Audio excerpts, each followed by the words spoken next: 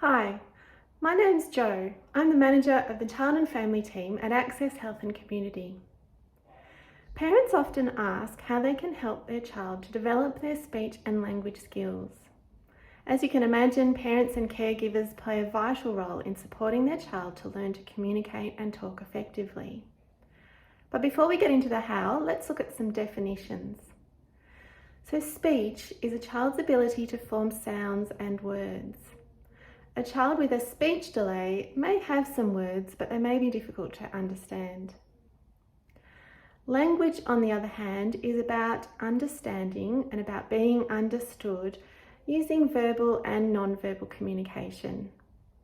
A child with a language delay may have several words, but maybe find it difficult to communicate their needs.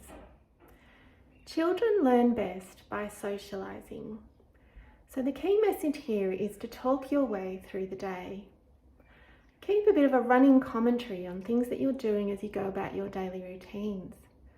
So at the supermarket, label things that you're seeing on the shelves. As you drive around, talk about the vehicles and the animals that you might be seeing. At home, talk about what you're doing. And importantly, use lots of doing words like cooking, working, skipping. Keep it simple using short phrases, and importantly, pause so that your child has time to respond verbally and non-verbally. It is important to consider how much screen time your child has. The research shows that screen time takes children away from spending time talking with their carers, so keep this in mind. The next suggestion is to read to your child. And it's never too early to start. Babies and toddlers learn so much from sitting with an adult to read a book. They learn from our facial expressions, from the tone in our voice, and they start to match the pictures with words and start to put those words into context. So cuddle up and read to your child whenever you get the chance. If your child doesn't like to sit still to read a book, try making up stories or using songs and nursery rhymes as you go about other activities in your day. The car might be a great place to do this. As a hint, it's all about repetition, repetition, repetition.